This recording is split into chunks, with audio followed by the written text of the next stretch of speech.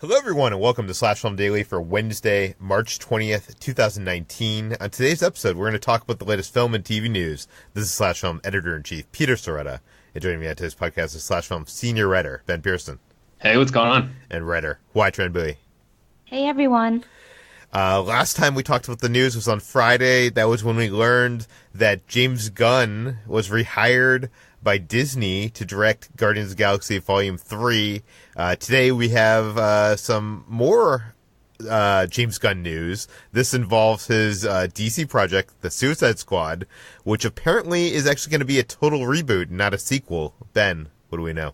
Yes, that is the quote from the Suicide Squad producer Peter Safran. He says, first By the of way, all... can we come up with a better title for this? I This is just confusing. Jeez. It's really like, come on, guys. You can do better than that. But he said in a recent interview, first of all, we don't call it Suicide Squad 2 because it's a total reboot. So it's The Suicide Squad, and I think people should be extremely excited about it. It's everything you would hope from a James Gunn script, and I think that says a lot, and that promises a lot, and I know that we will deliver a lot. So...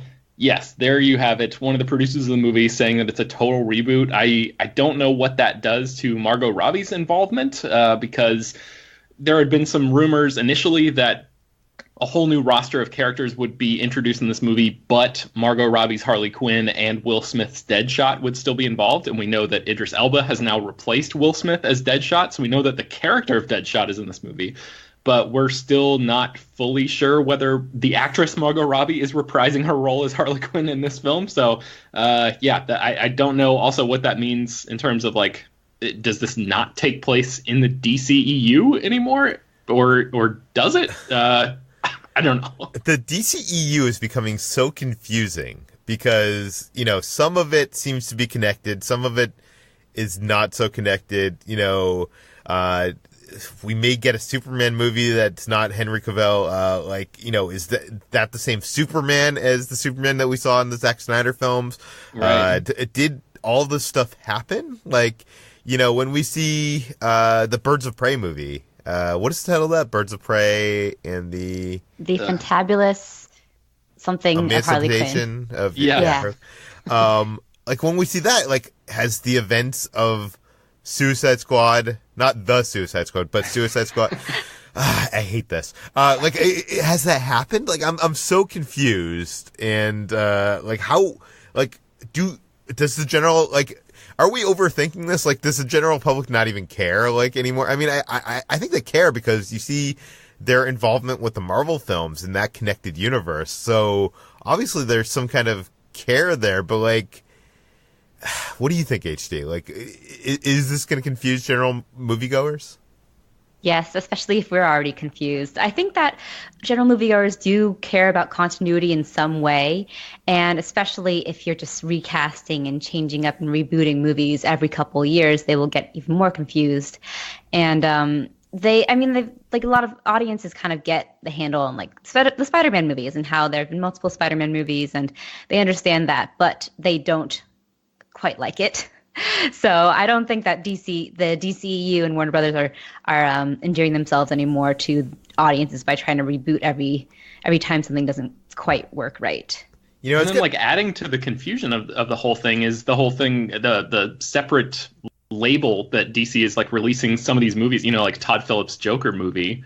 That is a whole separate thing. So that's not necessarily a prequel to or a sequel to any of the Joker movies that we've seen before. It's an entirely separate kind of deal. So it seems like Warner Brothers and DC aren't really concerned with confusing audiences if they've already decided to make lower budget movies that take place in their own alternate timelines. So maybe they're just sort of throwing their hands up and just going all right, whatever works for each individual story, and we'll just sort of roll with it and hope that people come along for the ride.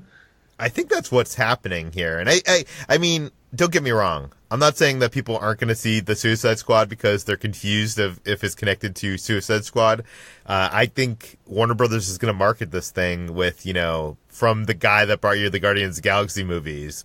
And, the imagery is going to be just as, insane as those films, I would assume. So I think people are going to go see this thing. But, I don't know, it's just a little bit of a mess. And speaking of a mess, a story that broke on Friday, was that Ezra Miller is teaming up with Grant Morrison to pen his own Flash script because he's kind of at like odds with the directors of this film. HT, what do we know? Yes, so Ezra Miller is teaming up with Grant Morrison to pen his own The Flash script, which will be in direct competition with the scripts being penned by directors John Francis Daley and Jonathan Goldstein. And so Warner Brothers is finding themselves kind of in the middle of these two creative visions that Ezra Miller and Grant Morrison have versus Daley and Goldstein. So apparently, Ezra Miller wants to pen a script that will fulfill his, quote, darker take on the material. And he and the directors have been clashing since the pair were hired last year, apparently over their more lighthearted approach that falls in line with their previous credits like Spider-Man Homecoming and Game Night. But Warner Brothers is apparently open to allowing Ezra Miller to submit his own version of the script, but it kind of comes as a sort of ultimatum. If Warner Brothers passes on Ezra Miller's script, he will likely leave the Flash role altogether. And this also could happen regardless because Miller's holding deal with the Flash apparently expires in May. So I guess what we're hearing is that Ezra Miller still wants to do something closer to Flashpoint, which is kind of like this kind of weird Back to the Future 2 style story where he has to go back in time and return the DC universe to what it was, right? Mm-hmm. And yes. These guys, the filmmakers, want to do a more traditional Flash movie. I'm wondering what you guys think would be the better. For me, like, it seems like I like DC movies when they are trying for something more ambitious. Like, I think people gravitated towards Aquaman because it was weird and crazy. And I feel like a more traditional Flash movie would be too much like, the Flash TV series. Not that, I mean, obviously it would have a much bigger budget and would look better. But, this Back to the Future style tale, like, that seems like the way to, like, that seems like the take to go, with Shazam taking that kind of big take. And, I feel like that's the direction to go in. Ishi, do you have any thoughts on this? I'm kind of torn because I think Ezra Miller is really great in the role, and I thought he was one of the highlights of Justice League. And this report kind of rings a little bit sort of contradictory to me because his character was probably one of the more lighthearted parts of Justice League. And hearing him want to take a darker take on the material was a little confusing, especially that he's teamed up with Grant Morrison, who's known for more optimistic comic book titles like All-Star Superman. So I do think that it's somewhat in line with what you're saying, Peter, and that he is sort of dedicated to the Flashpoint storyline, and that's what the movie was originally supposed to be. I think like back in 2017, Ezra Miller was really excited and really hyping up this kind of storyline. And Flashpoint is something that kind of made sense for me for the DC universe, like almost like back then, because it was this crossover event that is meant to basically like break the universe and put it back together again and essentially do a soft reboot of it. And it made sense to me when DCEU was kind of just like didn't really know what it was trying to be, and I was trying to do like a sort of soft reboot and start over. But now that it's the sort of greater connected universe doesn't quite matter as much to Warner Brothers, I feel like Flashpoint has become sort of redundant. Like they don't need that anymore because they're already kind of doing it with their solo movies. Aquaman, Wonder Woman, Shazam are all so good at being just good standalone movies that have bold strides and do something different and unique in their own corner of the universe and are kind of connected to the greater universe, but they don't have to be. Yeah. So, but they could use this to like get rid of the things that they don't want to continue, like Suicide Squad. I mean, it makes sense to me. It makes sense, but also it's just like already so much of a mess. Like if they if they just like don't do it, it doesn't matter anyways. You know what I mean? They're like they've already like messed it up so much that like just trying to reboot again will probably mess it up even further, which is kind of the storyline of Flashpoint. Yeah.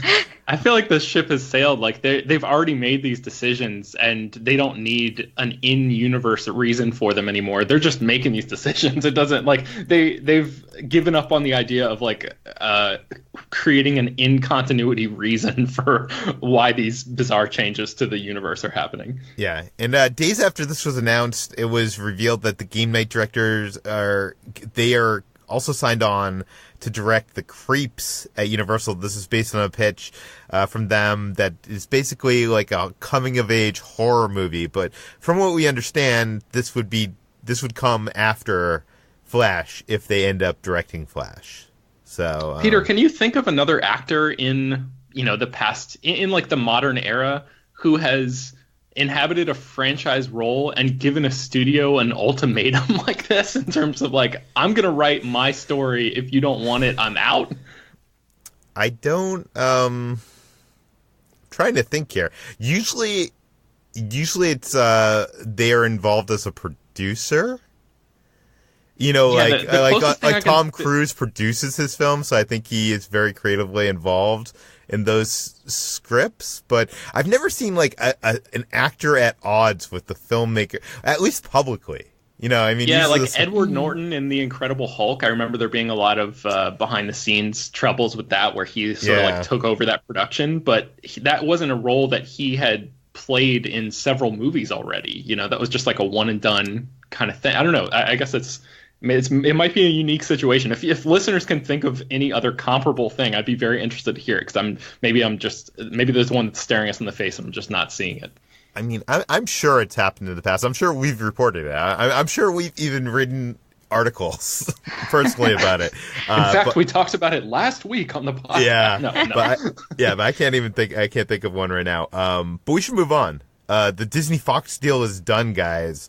If you go to the Walt Disney Company website, you'll actually see a montage of images on the top that includes both, Walt Disney Pictures and Fox. Not just film, but TV and sports and stuff like that. Now that it is done, the big question that fanboys have is, when will we see the X-Men in the MCU? So, Ben, do you have an answer to that question? The Hollywood Reporter has an answer to that, and they say that, quote, unless Marvel Studios president Kevin Feige has a completed script waiting in his desk drawer, any of the newly arrived heroes are unlikely to hit screens until at least 2021, if not later. So they're talking about the newly arrived heroes they're talking about there are the X-Men and the Fantastic Four, which, as we've talked about ad nauseum, are now part of, technically under the Disney banner, now that this Fox deal is officially said and done, signed, sealed, delivered. So, yeah, we know right now that Avengers Endgame and Spider-Man Far From Home are the only two movies that Marvel currently has listed on its calendar. They also have a couple of X-Men movies now to deal with, or Disney does, because that deal just went through. So they have Dark Phoenix coming up, and then New Mutants, which is Josh Boone's movie that was initially supposed to be sort of a low-budget horror movie, but has had a bunch of behind-the-scenes troubles and reshoots and stuff like that.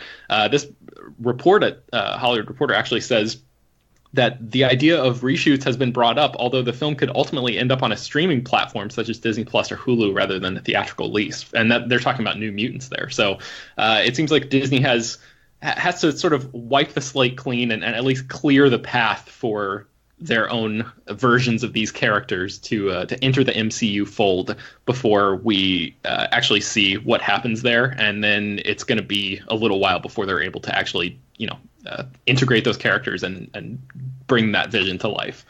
I wonder if there's a plan, because, I've talked to Kevin Feige a couple times since, this deal was proposed, and every single time that anybody talks to him, he's like, oh, I'm not even thinking about it. Once the deal goes through, then we'll start planning.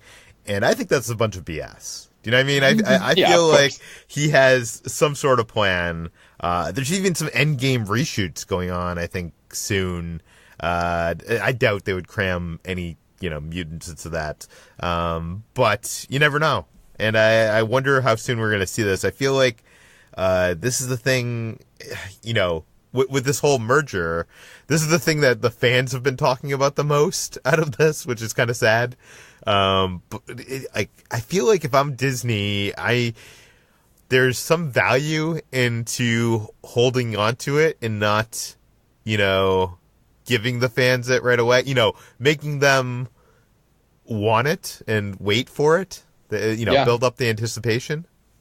Yeah, that makes sense, especially since, like we just said, you've got Dark Phoenix coming out this summer, and that's a movie with a lot of the primary X-Men characters in it. So yeah, if you want there to be a sense of extreme anticipation to bring these new characters in, maybe give that movie some time to have its cycle in the news and then fade away for a few years before bringing it back. That might be a smart way to go, depending on what they have in store for like the future of the MCU. It's all shrouded in mystery right now because they haven't officially announced stuff really beyond Far From Home. So we're supposed to find out more about that soon. So maybe we'll get a hint as to when exactly these characters might fold into the MCU. Okay, let's talk about Netflix. There has been some controversy online because they have a new animated series, Love, Death, and Robots, which is kind of this anthology series, episodic series. And there was a lot of talk that Netflix was showing episodes to people in different orders based on their sex. That turned out not to be true. But I think what's really interesting here is Netflix is testing random episode orders for their original shows. HT, what do we know? Viewers of Love, Death, and Robots first noticed over this weekend that they were getting different episode orders per person. And this is something that was unusual even for an anthology series. At first, they assumed that this was based off of their sexuality, but Netflix quickly debunked that. In a tweet, they said, quote, "We've never had a show like Love, Death, and Robots before, so we're trying something completely new, presenting 4 different episode orders. The version you're showing has nothing to do with gender, ethnicity, or sexual identity, info we don't even have in the first place."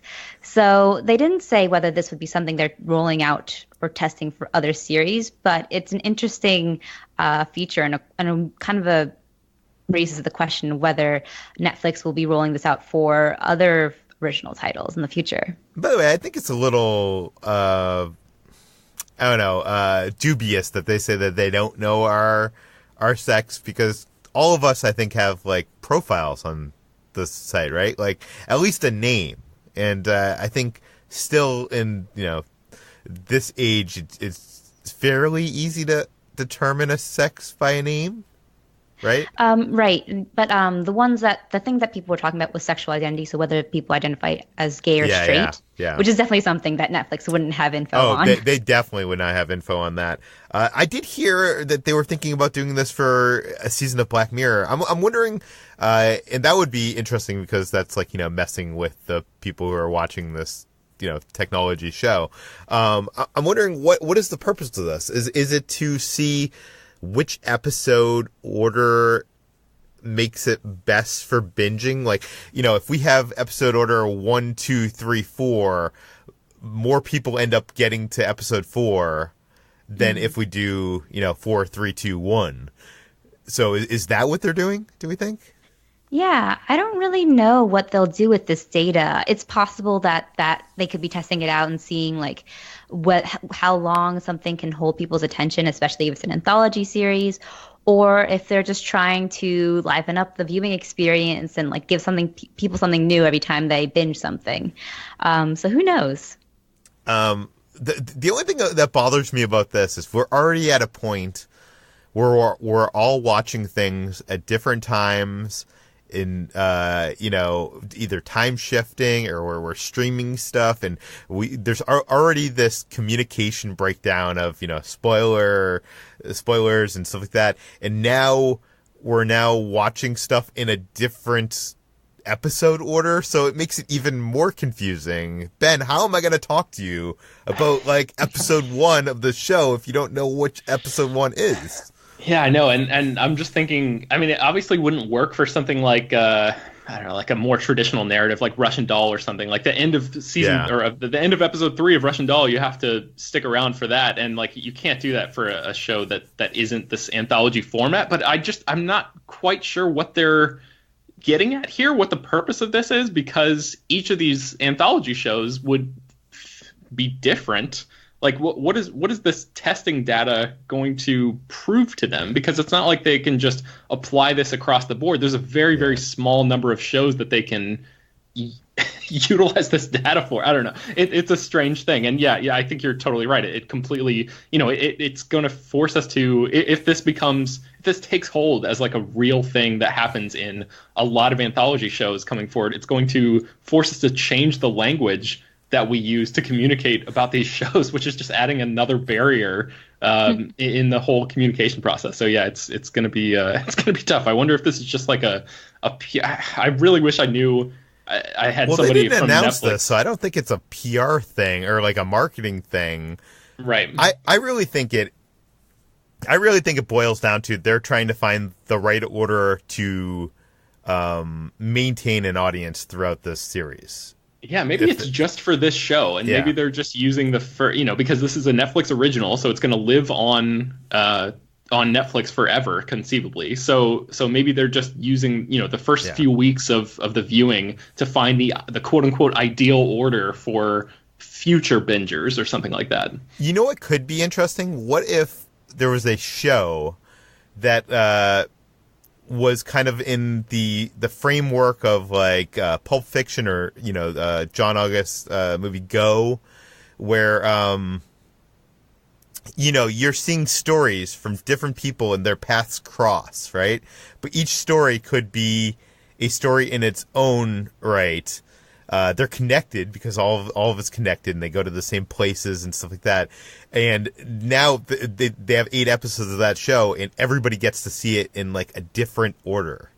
So yeah, I think you're about 5 years late on that, because they did that exact thing for Arrested Development season 4. I mean, not that exact thing, but very close to it. Like they designed it so you could watch it in any order you wanted. They didn't actually shuffle the order for you on your behalf. But yeah, I guess that is just the difference of taking that extra step to actually shuffle up that order and present it to you that way. Yeah. So this is something that's not quite related, but there is an anime series called The Melancholy of Haruhi Suzumiya, in which the studio actually released the episodes out of order. They aired the episodes out of order, despite it being one single story, as a way to sort of experiment and liven up the narrative and make it kind of a fun game for the viewers. And it's a little weird, but it works a lot for this sort of quirky offbeat series. And I wonder if that's something that like Netflix could do in the future as well. And and there's a long history of networks deciding different orders than the creators. Like obviously like Firefly, I think Fox decided to air that in a different order than what Joss Whedon, determined it as. And that was something that I guess could have been done more in the age of television before everything was like so serialized. But today it's a lot harder to do that. So we'll have to see. We have a bunch of Star Wars rumors I want to talk about. Let's first talk about the movie rumor, and that is that the creators of Game of Thrones, we know that they are making a new Star Wars trilogy. We have theorized in the past what it could be about, but now a new rumor suggests that it could take place in the Old Republic. Ben, what do we know? Yeah, so this website called Star Wars Newsnet has a source that apparently worked on every Star Wars movie since Disney acquired Lucasfilm, and they say that the source is 95% confident that this information is accurate. And the source says that they were approached about working on the next movie this autumn. It is not the Rian Johnson trilogy. It is the Game of Thrones guy's first movie, and it is set during the Old Republic as Disney wants to open up the Star Wars timeline and appeal to a more Game of Thrones style audience. So that's the quote. Like we said, this is just a rumor at this point, but as we've speculated in the past, it makes a lot of sense for the Game of Thrones guys to tackle a story set during this time, because it's very, I think the Old Republic takes place something like 4,000 years before the foundation of the Empire. and it's all like Jedi Knights, and it's sort of like the palace intrigue kind of storytelling of something like Game of Thrones. So it from a thematic aesthetic level, it makes a lot of sense for those guys to tackle something like this. Peter, do you want to see these guys do an Old Republic story, or are you hoping this rumor is not true? I'm the one person on this podcast that does not like Game of Thrones, and probably the one person in the world. So, they're plenty like you. Don't worry, Peter. Take my opinion with a grain of salt. But I also don't love fantasy, and I feel like even though Star Wars is fantasy, I totally understand that. It's fantasy with a sci-fi skin to it, and I feel like Knights of the Old Republic, as much as I've seen it in YouTube videos and stuff like that, is a lot more fantasy and not something I'm super excited about. But again, I am super excited about almost everything Star Wars. So, I would be in. This is also weird because I had also heard that Disney was doing these surveys, seeing if people wanted to see animated versions of Star Wars stories that were in the Legends category, like Knights of the Old Republic and stuff like that. So it was interesting that they were asking about that then in those surveys, and now, it's rumored that they're going to be setting something in that universe. HT, you are more in the neutral zone of Game of Thrones. I know you watched many of the seasons, but you gave up. But you were a fan of some of them. So, like, what do you think of this take?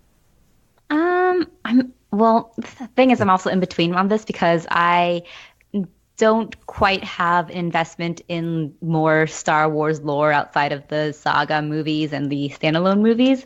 I haven't watched a lot of other like animated series or titles. But the fantasy element does pique my interest. And it coming from Disney, I would assume it wouldn't be quite as gratuitous as Game of Thrones is, which actually does appeal to me more. So, we'll see. Yeah. I don't really know much about the Old Republic, so I don't really know what to expect from it, except for what Ben talked about. But I will say I'm still apathetic. I was going to say, it seems more your brand. It seems more like medieval and... you seem to like that kind of stuff. I do like that stuff. I'm still not a huge fan of the Game of Thrones creators, Benioff and Weiss. But I'm willing to give it a shot if maybe like the trailer or something piques my interest. Ben, what do you think? I know you love Game of Thrones, but you have been a little bit critical of where these creators have taken the series once they ran out of the source material to go off of. Right. Yeah. I'm torn about this because I, like HT, most of my Star Wars knowledge comes from the saga movies and the standalone films, and I've not really, taken a deep dive into anything else beyond that. But I think that this is kind of what I've been asking for in terms of like opening up the world and setting something 4,000 years before the foundation of the Empire means that it's going to be very, very difficult to reference characters and storylines that we already know.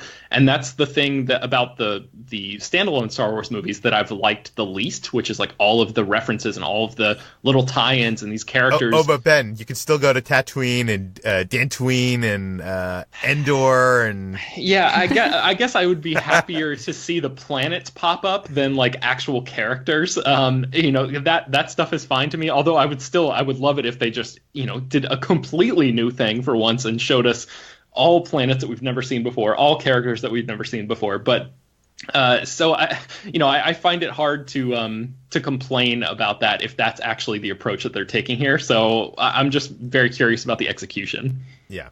Okay. We have another Star Wars rumor I wanted to get to, and this involves a TV show that could be heading to Disney Plus. We already know that they're making The Mandalorian. This is produced by Jon Favreau, and that seems a little bit more adult. This new rumor claims that we could be getting a TV series focusing on the Ewoks. HC, what do we know? It's all a big maybe. So, according to a new rumor about the Star Wars content on Disney Plus, Disney is secretly working on other Star Wars projects that will premiere on the small screen, one of which may feature the return of the Ewoks. So we don't know if this will center around the Ewoks, if they'll just play a supporting role. This won't be the first time Ewoks have been the stars of their own TV series / movies. If you may remember the TV movies, the Ewok Adventure and the Battle for Endor. I do not, because I have not seen them. But well, they are not good, HT. But I have not seen them either. Yeah, but yes, it could be something along that vein, or they could be something like an animated series potentially. Yeah, the Ewoks did have an animated series at one time, just like the Droids had an animated series. I guess it would be pretty affordable to do an Ewoks live action series because you just need a bunch of people in suits, right? Like, it's like you probably wouldn't even need. I guess you need some humans to do some talking because you can't just have. It would not be like Planet Earth with the Ewoks where you're just like watching them do their daily things. But I could definitely see. Yeah, I could definitely see them. Gearing this way more towards the family audiences, while The Mandalorian probably appeals more towards like the adult Star Wars fans. Do you think that they're actually going to make a show that's fully centered on the Ewoks, or do you think I feel like it's much more likely that they would just have them walking by in the background in a totally separate kind of show? I also wonder if this generation of kids know what the Ewoks are, because we haven't seen them since the original saga, the first trilogy, and I don't think kids are that familiar with them anymore. Well, it's strange that you mentioned this because my girlfriend Kitra is a huge fan of the Ewoks. She loves Return of the Jedi.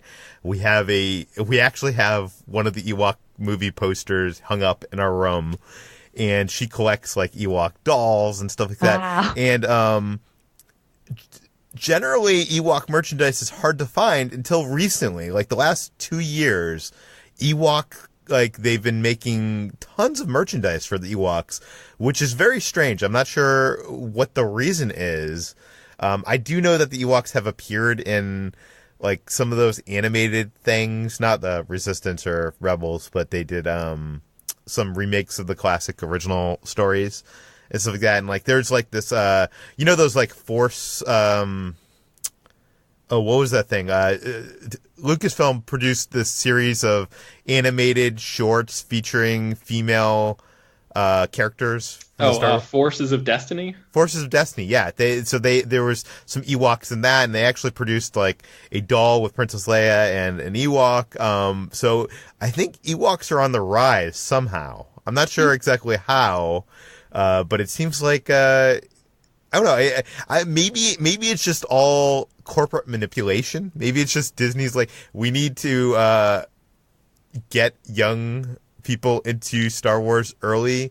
Like I remember being at a Disney conference many years ago, and they were talking about Winnie the Pooh, and Winnie the Pooh at the time had the biggest I forget the wording, but basically the biggest introduction to children before they were even like able to speak. Like people would just buy Winnie the Pooh, like, blankets and, stuffed animals for their newborn babies. And like, it's almost indoctrinating them into that so early into the process that it becomes part of their life. And I'm wondering if Disney is trying to replicate that with Star Wars and the Ewoks in some way. Although, if you watch Return of the Jedi, I know everybody says the Ewoks are these like cuddly creatures, but they're like trying to eat everybody, and they're very vicious. I don't know why everybody thinks they're such cuddly, nice creatures. Because they look so cute, Peter. Yeah, but okay, we've gone overboard today. We have reached the end. I would watch an Ewok TV show. Am I the only one here that would? Sounds like it. Ben, no Ewoks for you? No, thank you. No. Okay. I do want to mention that we do have some trailers on the site today that if you haven't seen, you should check out. There's a Stranger Things Season 3 trailer. There is a trailer for Quentin Tarantino's Once Upon a Time in Hollywood, or Once Upon a Time, dot dot dot. Or no, Oh, once God. upon a time, dot dot dot. Wait, how does it go, Ben? Where are the dots there? It might be after the N. Let me see. Son of a bitch. Well, I can't believe that we even have to have this conversation at all. Okay, yes, here it is. Once upon a time in ... Hollywood. Yeah. At least we weren't calling Black Klansman Black K Klansman. KKK Klansman. Yeah. Well, you can see both of the trailers on the site right now, and HT did a wonderful trailer breakdown for Stranger Things, and Chris did a whole thing on Once Upon a Time in Hollywood. I will link all that in the show notes. You can find all of our work at slashfilm.com. You can find all the stories we mentioned on today's podcast on slashfilm.com and linked in the show notes. This podcast, Slash Film Daily, is published every weekday on iTunes, Google, Overcast, Spotify, all the popular podcast apps. Please feel free to send us your feedback, questions, comments, concerns to us at peter@slashfilm.com. And please head on over to our iTunes page, give us a 5-star review, tell your friends, spread the word, and we'll see you tomorrow.